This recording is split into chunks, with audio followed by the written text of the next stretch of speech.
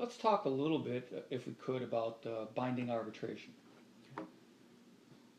We have a general understanding of what binding arbitration is.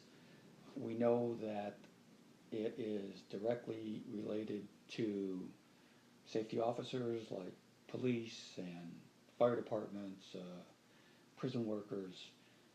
Uh, Essentially, could you talk about the pluses and potential minuses of binding arbitration, how it came into play, and how you think it's working?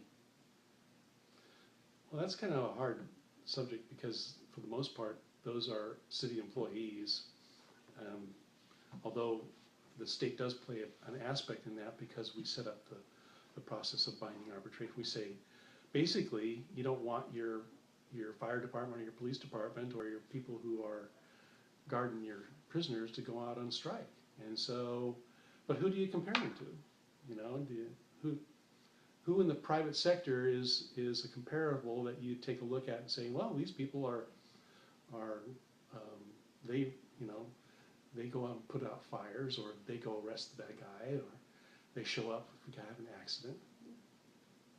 It's kind of hard to say that actually is something that the private sector does. It does in some sections of the country, but it doesn't. But do you think, your opinion now, do you think that binding arbitration has resulted in wages and benefits and other things that have in any way gotten out of control? That have gotten out of control of what? I mean, because Of they're the all amount negotiated. Right, it's been negotiated, of course, but do you think the end result of binding arbitration means that, generally speaking, some people might look at what a police officer or a firefighter is making and say, that seems awfully high? Do you think that binding arbitration has resulted No, in wages that are too high? I don't. Okay. Actually, I don't. Okay. There will be people who will argue on both sides of that question. They'll say, oh, I think they make too much. Other people will say, oh, I think they're making about right. What we ask our firefighters to do, what we ask our police officers to do, we ask them to be a lot of different things. We don't ask them just to fight fires anymore. If that's all we ask them to do, I think we'd probably be looking at a different kind of public official. But we don't ask them to do that anymore. We ask them a whole host of different things. And so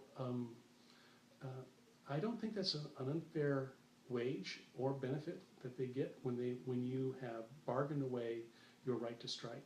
That is your essential, the only arrow in your quiver, so to speak, that you have the ability to do that. When you have given that away, your only comparable is to look at other cities and other entities and say, this seems fair. If somebody had a magic wand and said, we're reducing everything by 50% of this, what we were just talking about, do you think you'd have a mass exodus of safety officials, police, fire department, if suddenly somebody had a magic wand and said, let's make this 50%? Or do you think that they would say, okay, that's good, I'm staying? Well, there's people who have actually already taken their cuts. And why would you ask somebody to take a 50% cut? I can't imagine that. Well, I wouldn't ask them to do it. I was just asking the question philosophically to try and get at whether or not the wage may be too high or not, whether or not you think that they would be comfortable with half of what they're making or not. And I don't know. I wouldn't be comfortable with half of what I'm making. okay, although you don't make a whole lot. No, I don't.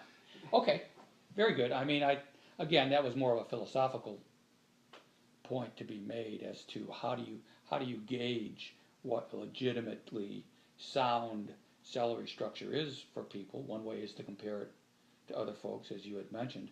Another way is to look at potentially what the market will bear, and that's sort of like the question that I was getting at.